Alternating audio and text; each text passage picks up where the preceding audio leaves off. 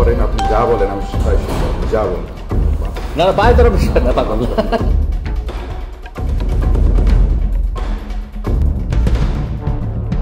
গত 10 জুলাই যুগান্তর পত্রিকার শেষ পাতার হেডলাইন, জাল সনদের কথা স্বীকার করে ক্ষমা চাইলেন অধ্যক্ষ, আয়কর নথিতে কোটি কোটি টাকার তথ্য গোপন।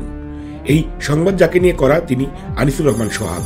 তার প্রথম এবং সবচেয়ে বড় পরিচয় বহুমুখী প্রতারক।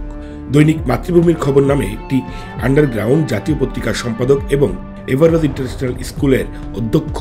বহু মানুষকে সর্বশান্ত করা এই সোহাগ তার নিজ বন্ধুর উচ্চশিক্ষার সার্টিফিকেট জাল করে বহু বছর ধরে চাকরি করছেন। যুগান্তর পত্রিকা সোহাগকে নিয়ে সংবাদ প্রচারের আগে সোহাগ নিজে গিয়ে জাল সনদের জন্য ক্ষমা এবং পায়ে ধরে মাপ চেয়ে এসেছিল। ঢাকা বিশ্ববিদ্যালয় থেকে ইকোনমিক্সে মাস্টার্স করেছেন বলে দাবি করে জাল সার্টিফিকেট দেখিয়েছিলেন যুগান্তর পত্রিকাকে। আমাকে আপনি মাফ করেন, আপনি যা বলেন আমি তাই শুনবো, আপনি যা বলেন। না বাইরে তারা বিষয় না পাগল। আপনার এই বিষয় আপনি আমাকে একটু আপনি স্টাডি করেন আরো। আমার জীবনটা ভাই, আমি আপনাকে যেমনিতে আসতে চেয়েছিলাম ওখানে সাপোর্টের জন্য, আমি আপনার সাপোর্ট চাই। এটা আপনি যা করেন, আপনি যা বলবেন আমি তাই করবো। আমাকে আপনি মাফ করেন, যা বলবেন আপনি তাই করবেন। 10 জুলাই যুগান্তর পত্রিকায় জাল সনদের অধ্যক্ষ আনিসুর রহমানের সংবাদ প্রচারের পর আনিসুর রহমান সোহাগ দাবি করেন ঢাকা বিশ্ববিদ্যালয় থেকে নয়, ঢাকা বিশ্ববিদ্যালয়ের প্রতিষ্ঠান ঢাকা স্কুল অব ইকোনমিক্স থেকে মাস্টার্স করেছেন এবং তিনি সিজিপিএ 4-এর ভিতরে 3.94 পান। ঢাকা স্কুল অব ইকোনমিক্স হচ্ছে ঢাকা বিশ্ববিদ্যালয়ের সামাজিক বিজ্ঞান বিভাগের একটি প্রতিষ্ঠান। ঢাবির এই অধিভুক্ত প্রতিষ্ঠানের বিশেষ এমবিএকে কোনোভাবেই এমবিএ বলা যায় না। যে আমি ঢাকা বিশ্ববিদ্যালয়ের প্রতিষ্ঠান ঢাকা স্কুল অব ইকোনমিক্স থেকে আমি masters of economics in entrepreneurship ইকোনমিক্সে আমি মাস্টার্স সম্পন্ন করেছি।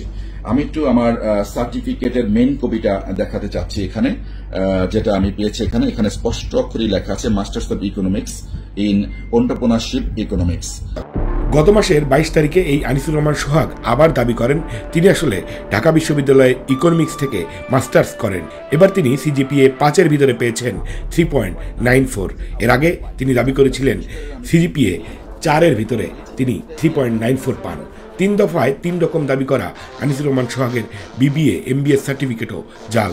বিতর্কিত ইবাইস বিশ্ববিদ্যালয় থেকে 2016 সালে বিবিএ এবং 2017 সালে এমবিএ পাশ করেন বলে দাবি করেন সোহাগ। ঢাকা বিশ্ববিদ্যালয়ের মঞ্জুরি কমিশনে সোহাগের সার্টিফিকেটের সত্যতা যাচাই গেলে জানা যায় সে সময়ে সোহাগের বিশ্ববিদ্যালয়েরই কোনো বৈধতা ছিল না, সনদ তো অনেক পরের বিষয়। এই ভুয়া অবৈধ সার্টিফিকেট দিয়ে সোহাগ লালমাটিয়ার এভারোজ স্কুলের অধ্যক্ষ হয়েছেন, যার সার্টিফিকেট দিয়েই তিনি বিশেষ এমবিএ করেছেন। ঢাকা বিশ্ববিদ্যালয় মাস্টার্স অফ ইকোনমিক্সে আমি 3.94 পেয়েছি আউট অফ 5। 4টা সেমিস্টারের আমি 3টাতেই 4 আউট অফ 4 পেয়েছি, একটাই গিয়ে আমি 3.75 পেয়েছি। ওভারঅল আমার সিজিপিএ হচ্ছে 3.94।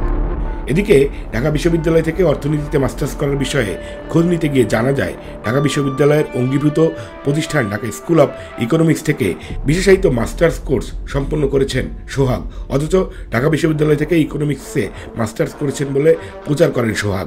ইদানিং এই বাটপার দাবি করছে মালয়েশিয়ার পোত্রা ইউনিভার্সিটি থেকে পিএইচডি করছেন তিনি। ঢাকা বিশ্ববিদ্যালয়ের আইবিএ থেকে এমডিপি করেছি হিউম্যান রিসোর্সের উপরে সেম সার্টিফিকেট দিয়ে, এবং এই সেম সার্টিফিকেট দিয়ে আমি এখন মালয়েশিয়ার ইউনিভার্সিটি পুত্রা বিজনেস স্কুলে আমি পিএইচডি করছি। এই সেম মালয়েশিয়ার অন্যতম পাবলিক এই বিশ্ববিদ্যালয়ে আনিসুর রহমান সোহাগের পিএইচডি কোর্সের খোঁজ নিতে গিয়ে তার ছাত্রত্বের কোনো অস্তিত্ব পাওয়া যায়নি। ইউনিভার্সিটি পোত্রা মালয়েশিয়ার কর্তৃপক্ষের সাথে আনিসুর রহমান সোহাগের ছাত্রত্ব নিয়ে খোঁজ নিয়েছেন সাংবাদিক মুনোয়ার আলম। তিনি যা জানালেন তা একটু শুনে নেই। উনি ইউপিএম এর কথা লিখে রাখছে, কিন্তু এই ইউপিএম এ আমি যখন গিয়ে খোঁজ নিলাম ওখানকার বাংলাদেশি যে কমিউনিটি যারা পিএইচডি করতেছে তাদের সবারই আমি ছবি দেখাইলাম, তার নাম বললাম, তারা কেউই তাকে চেনে নাই বা কখনো আগে দেখে নাই। এবং এর মধ্যে থেকে একজন আমাকে ওই জায়গার যে অফিস সেখানেও নিয়ে গেল, তারাও বলতে পারলো না যে এই ধরনের তাদের আদৌ কোনো পিএইচডি স্টুডেন্ট আছে কিনা। তো এই জায়গা থেকে সাধারণত যেটা হয় যে বাংলাদেশি যে কমিউনিটি থাকে পিএইচডি স্টুডেন্ট এখানে খুবই ছোট থাকে ইউনিভার্সিটি গুলোতে, সো একজন আরেকজনের চেনে, কারণ নিয়মিত তাদের ওখানে ল্যাবে আসতে হয় বা অন্যান্য কারণে। সো এই জায়গা থেকে একেবারে স্পষ্ট সে আদৌ এখানকার স্টুডেন্ট না। আর দ্বিতীয় কারণ হচ্ছে যেহেতু তার সার্টিফিকেট ফেক, তার যদি এখানে ভর্তি হইতে হয় সেক্ষেত্রে যেটা করতে হয় শিক্ষা মন্ত্রণালয় এবং পররাষ্ট্র মন্ত্রণালয় থেকে সিল ছাপ্পর এগুলো মেরে তারপর হচ্ছে গিয়ে জমা দিতে হয়, সেটা আবার এখানকার ইমিগ্রেশন চেক করে। সো ফেক কাগজপত্র দিয়ে এখানে ভর্তি হওয়ার সুযোগ আসলে নাই, কাজেই সে এখানকার পিএইচডি স্টুডেন্ট না। কে এই আনিসুর রহমান সোহাগ? তার বহুমুখী প্রতারণা, জালিয়াতি নিয়ে দেশের বিভিন্ন গণমাধ্যমে নিউজ হয়েছে। মানুষ ঠকিয়ে শত শত কোটি টাকার মালিক হয়েছে। জাল সনদের বিষয়টি সামনে আসার পর লালমাটিয়ার এভারেজ ইন্টারন্যাশনাল স্কুলের অধ্যক্ষ পদ জোর করে ধরে রেখে এখন গোটা স্কুলটি দখল করে নিয়েছে। সাবেক প্রধানমন্ত্রী শেখ হাসিনার এপিএস হাফিজুর রহমান লিকু, সাবেক স্বরাষ্ট্রমন্ত্রী আসাদুজ্জামান খান কামাল, আওয়ামী লীগের হেভিওয়েট নেতা জাহাঙ্গীর কবির নানক, আমির হোসেন আমুর সঙ্গে সখ্যতার সুযোগে বিগত সরকারের আমলে বেপরোয়া ছিলেন সোহাগ। জাল ও ভুয়া সনদে অধ্যক্ষ হওয়ার কথা স্বীকার করে বিগত সময়ে গণমাধ্যমের কাছে ক্ষমা চাওয়ার পরও ক্ষমতার দাপটে শিক্ষা বোর্ড, শিক্ষা অধিদপ্তর, ইউজিসি কেউই তার বিরুদ্ধে ব্যবস্থা নিতে পারেনি। সাপোর্টের জন্য আমি আপনার সাপোর্ট চাই, এটা আপনি যা করার করেন। একদিকে আওয়ামী লীগের দোসরদের সম্পদের দেখভাল করছে সোহাগ, অন্যদিকে নতুন করে জামায়াতে যোগ দিয়েছে সে। ছাত্র আন্দোলনের মামলায় গ্রেপ্তার হওয়ার পর জামিন হয়েছে একদিনের ভেতর। শিবিরের সম্মেলনেও দেখা গেছে লীগের দোসর সোহাগকে। মূলত নিজের এবং তার কাছে থাকা আওয়ামী লীগ দোসরদের বিপুল পরিমাণ অর্থের সুরক্ষা দিতেই এই প্রতারক এখন জামায়াতে যোগ দিয়েছে। ভুয়া জাল সনদধারী প্রতারক সোহাগের বাটপাড়ির খবর প্রকাশ্যে আসার পর মানবজমিন পত্রিকা এই সোহাগকে বিশিষ্ট শিক্ষাবিদ বানিয়ে পাতা জুড়ে কয়দিন পর পর খবর ছাপায়।